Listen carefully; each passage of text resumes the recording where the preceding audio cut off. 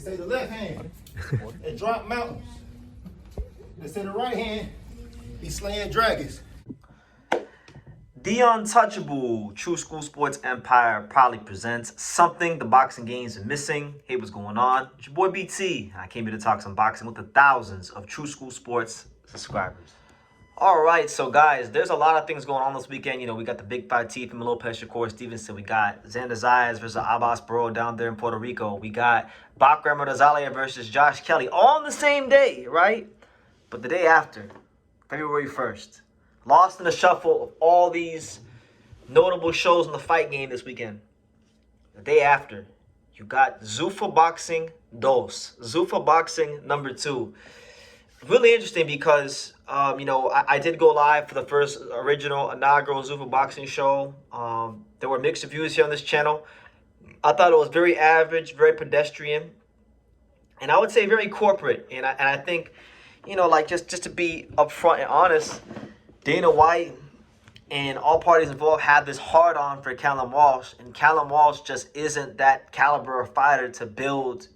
You know, he's not a franchise promotional company. Like, he's not that kind of a fighter. You know, he's not that top attraction or anything like that they're trying to make him out to be just because he's Irish and he's big and he can fight a little bit. No, he's not that, and he showed it against Ocampo.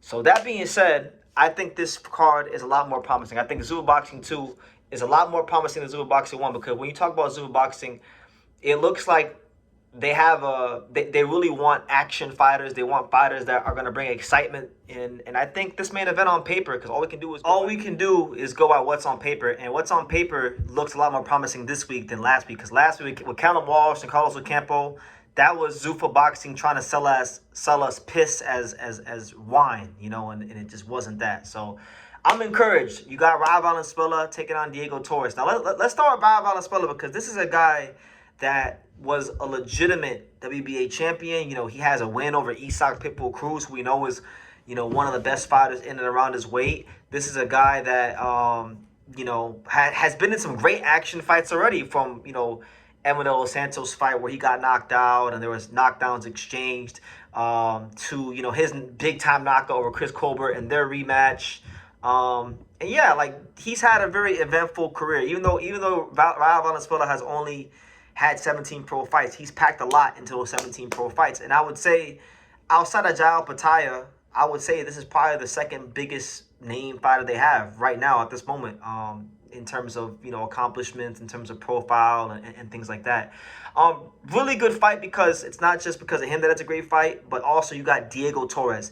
Diego Torres may not be known to a lot of boxing fans. I know who he is because I watch a lot of these high Munguia undercards when he fights, and, you know, just like Rayo, Mexican fighter, you know, likes to plant his feet and likes to deliver on action. You know, only has one loss, and that was to Ray Murataya, which, you know, there's no shame in that. Murataya has now become a world champion. Outside of that, he hasn't really fought anyone at the level of Rayo Valenzuela.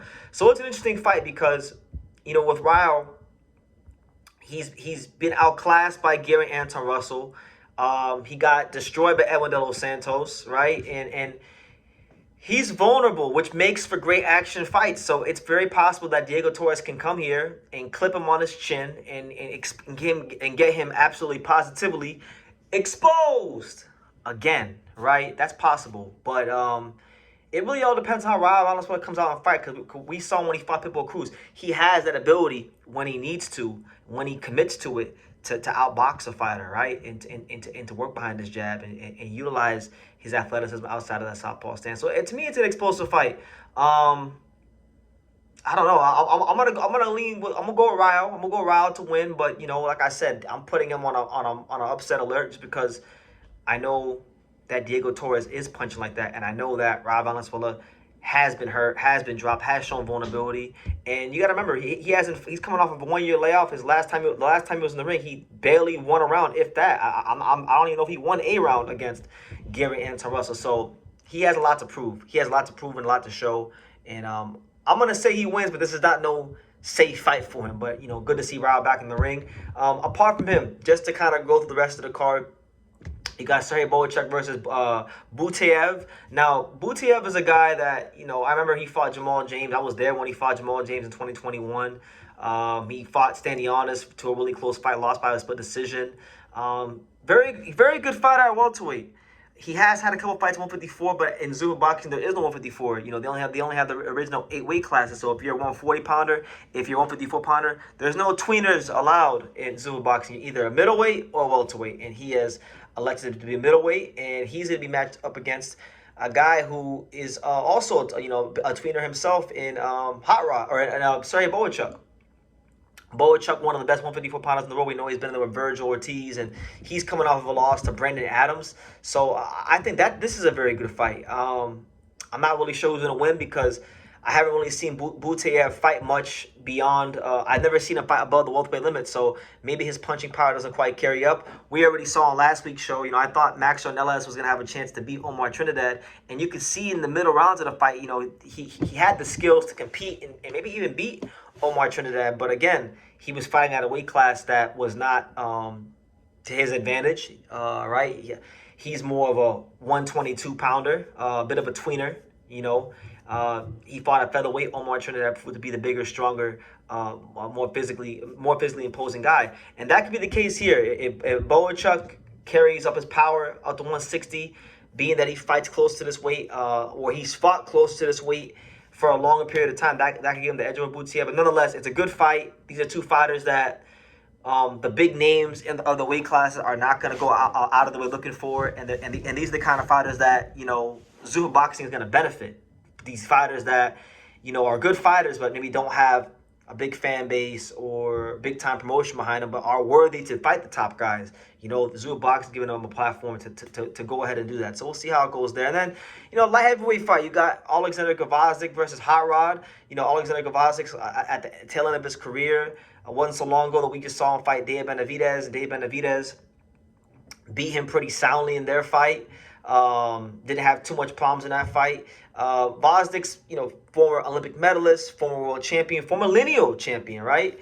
And I'm not really sure what the direction of his career is going to be. Maybe this fight against Hot Rod, who's also boxed at a good level. His last fight was against Dan Morrell Jr. on the Terrence Crawford Radzhab undercard. And he's always been like, Hot Rod's always been one of them guys that's kind of been in and around the best guys in the weight class, but can never get over the hump at that top level. But anybody who's not, the creme de la creme, he beats those guys, right?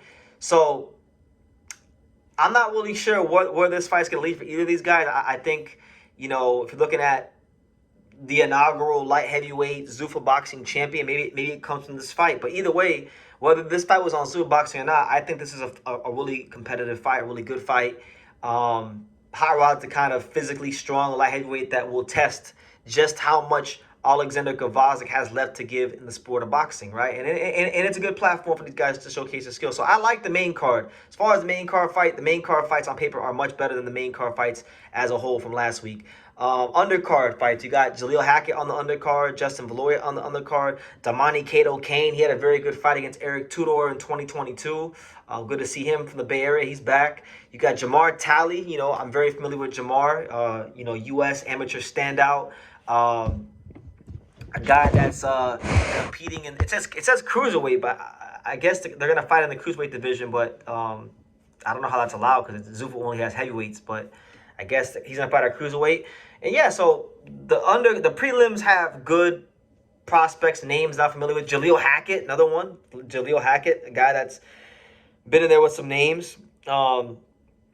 Hasn't quite lived up to his potential in the pros, but again, getting a chance to showcase his skills. So look, man, overall, I think this card's a lot more promising. I actually think that the main event fights, the main card is better than the prelims. And last week we couldn't really say that, right? So those are just my thoughts on the card. I'm looking for Rayo Valenzuela to come out here and deliver a big performance, but I am putting him on upset alert because Diego Torres really is punching like that. He really is a big time puncher, but again, he's very one-dimensional. You need to stay in front of him to get caught. So it's going to be all dependent upon Rayo and how he boxes. Rayo can box. But looking forward to seeing that fight. Bohachuk Butaev's a good fight. Hot Rod versus Oleksandr Gvozdyk is a good fight. Let's see how Zuffa Boxing 2 pans out. I'm very intrigued to see if there's anything from a presentational standpoint that changed or that gets tweaked. I know one of the big things that people have made a big deal about this week is the fact that, fighters are not going to have the chance to be you know, the showman that boxing encourages them to be, because Zuffa boxing is very corporate. They want you to wear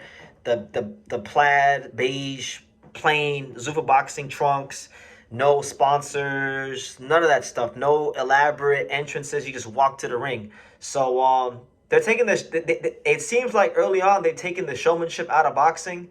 And it does have that corporate UFC feel, which I don't like, because one of the things that makes boxing the great sport that it is the showmanship, is the individuality, that freedom of expression inside or outside the ring. But again, they're in the early stages. We'll see if there's any adjustments made. But yeah, good card overall. We'll see if it actually plays out that way. But on paper, I think a stronger card than last week. So yeah. Leave your comments down below. Make sure you guys take the time to subscribe. Like I say in every single one of these videos, you can love me or you can hate me. But I'm just a kid from Dang. So until next time, take care, guys. Thank you for watching True School Sports. Thank you for watching another video on the untouchable True School Sports empire, the home of boxing. We're on the road to 100,000 subscribers, guys. So help us keep being great. Help us keep pushing out that real boxing content for the fine folks all around the world. And make sure you jab, you hook, you Mike Tyson, you Mayweather that subscribe button. Pops, show them how do they gotta hit the subscribe button. Pop, pop, pop.